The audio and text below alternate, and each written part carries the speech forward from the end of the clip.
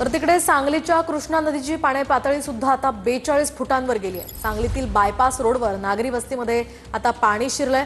अनेक घरं त्यामुळे पाण्याखाली आहेत, त्यामुळे नागरिकांचं प्रचंड नुकसान झालंय।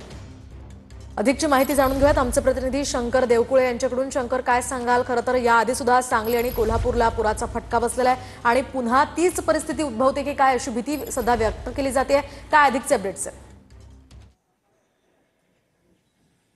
नक्कीच मोहिनी, आपण पाहू शकता, आपण सध्या बायपास रोडवरती आहोत।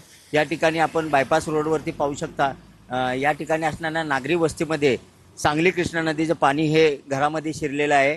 प्रशासनाकडून 2 दिवसापूर्वी या परिसरातील सर्व नागरिकांना घरातून बाहेर काढण्यात आलं होतं। मात्र दुसरीकडे पाहिलं तर ही इशारा पातळी जी होती सांगली कृष्णा नदीची ही 40 फुटावर होती आणि आता सध्या ती इशारा पातळी कृष्णा नदीने ओलांडलेली आहे।